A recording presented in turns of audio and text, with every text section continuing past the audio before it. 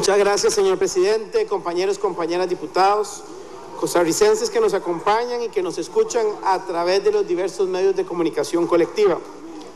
Hoy me voy a referir a la aprobación en primer debate del proyecto 18.294, ley que sanciona y penaliza el maltrato animal. Yo creo que es importante precisar algunas situaciones en relación a este proyecto de ley que esperamos pronto sea ley de la República, después de que venga de la consulta de constitucionalidad que están sometiéndolo algunos compañeros y compañeras diputados. Primero decir que es una ley, un proyecto de ley que tiene una base esencial en los costarricenses, un llamado de las comunidades, de los pueblos, de las personas de Costa Rica que han visto cómo en los últimos meses y años la agresión contra los animales y la muerte de ellos se ha ido incrementando sin ningún motivo aparente. Y es que efectivamente tenemos un proceso de violencia que se ha sido un mal endémico de la sociedad costarricense y que se ha venido generalizando y que muchas veces empieza desde el maltrato a los animales, porque se ha comprobado que muchos de las personas que terminan cometiendo agresión contra mujeres, contra niños o contra adultos mayores iniciaron el ciclo de violencia con animales. Pero cuando nos referimos específicamente al proyecto de ley, es importante precisar dos cosas. La primera es que el proyecto de ley no es una ley nueva en sí misma, es una ley que reforma dos leyes preexistentes. La primera, la Ley de Bienestar Animal. En esta parte, el proyecto de ley que hemos aprobado en primer debate, lo que hace es generarle una serie de responsabilidades a las personas que tienen a cargo las mascotas. Y solo a manera de ejemplo, en el artículo 1 se establece la obligación que reforma el artículo 7 de la Ley de Bienestar Animal, la obligación de garantizarle condiciones vitales básicas y el manejo apropiado según las buenas prácticas de seguridad para evitar riesgos y daños a la integridad y a la salud pública veterinaria.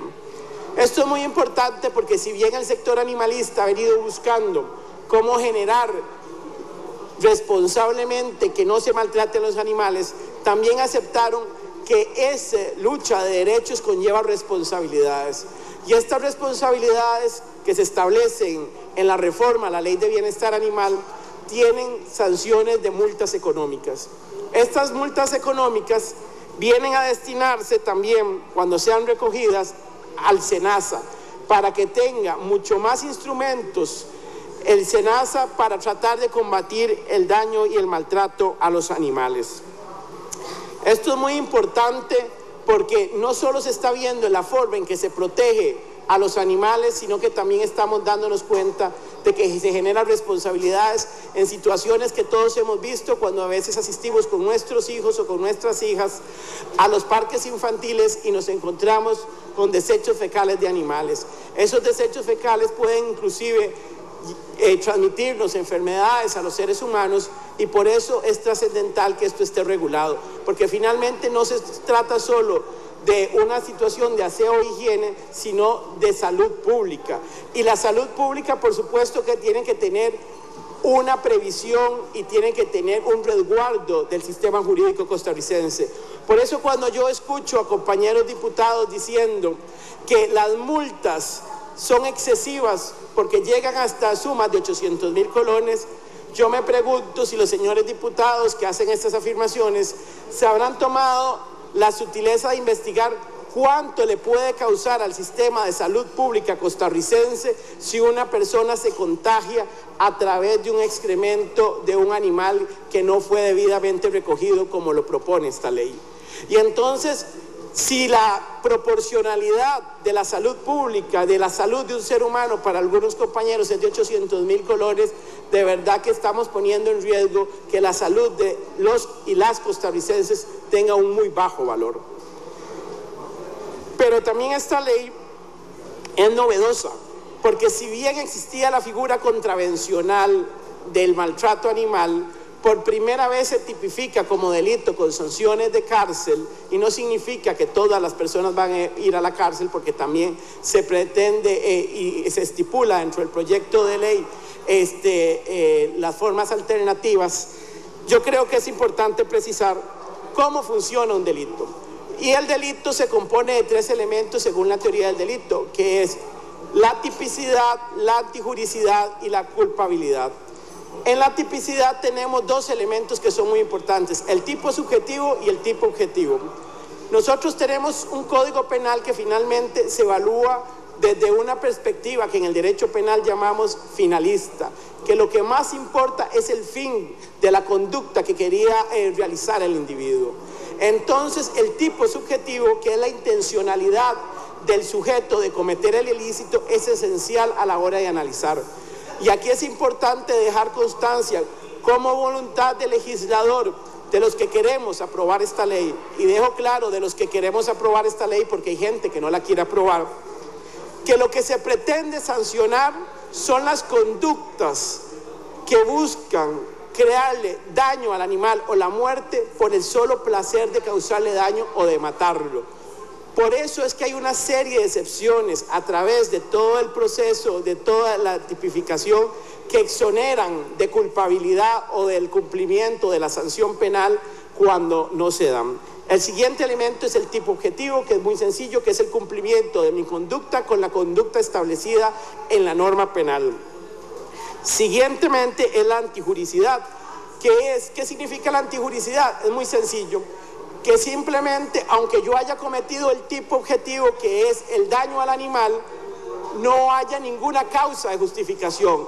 Y pongo nada más a manera de ejemplo: si un animal o un perro, por citar un ejemplo, de esos que tienen cierta peligrosidad, se me abalanza encima y yo me defiendo y le causo la muerte, finalmente se da el hecho que es la muerte del animal, pero hay una causa de justificación que es la legítima defensa. Entonces, con la legítima defensa no somos sujetos de ser sancionados penalmente.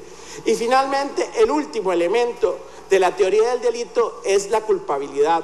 Eso significa que no podemos eliminarle el reproche a la persona, que la persona tenía constancia de que su conducta era típica, que era antijurídica, pero que además sabía que podía actuar de otra manera y no actuó de otra manera. Eso es lo que en derecho penal denominamos el reproche. Y entonces, cuando podemos reprocharle efectivamente a la conducta al individuo, es cuando va a existir la sanción. Pero va a existir sanción, y en esto quiero ser enfático, cuando la voluntad del individuo, cuando la subjetividad del individuo lo que pretendía y lo que quería era causarle, por el mero placer de hacerle daño, un daño o la muerte al animal. Y entonces aquí estamos viendo cómo, a pesar de que hay una conducta que puede ser tipificada, que puede ser antijurídica y que puede ser culpable, también se le dan una serie de excepciones a través del proyecto de ley hoy votado en primer debate, como lo que es el sector productivo, como lo que es el autoconsumo, como lo es el adiestramiento de animales para personas discapacitadas no videntes. Y entonces vemos como un proyecto de ley que algunos han querido decir que tiene tipos abiertos, y cuando uno analiza el tipo de la norma que estamos en este momento, que aprobamos hace 2 días en primer debate, vemos cómo se clarifican claramente cuáles son las conductas. Y efectivamente vamos a tener que ir a un proceso de constitucionalidad, porque algunos compañeros y compañeras quisieron llevarlo a eso, sobre la proporcionalidad en las sanciones y sobre la determinación de la apertura o no del tipo. Yo soy respetuoso de la división de poderes y tengo claro que respetaré la resolución que nos emane la Sala Constitucional. Pero nosotros también pasamos este proyecto de ley por connotados penalistas de este país que nos ayudaron en la redacción del tipo penal.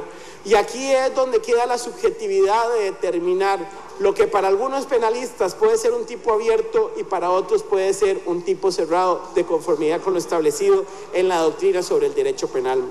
Finalmente, yo celebro que hayamos aprobado en primer debate el proyecto de ley que sanciona por primera vez con penas de cárcel a las personas que maltratan y le causan daño a los animales.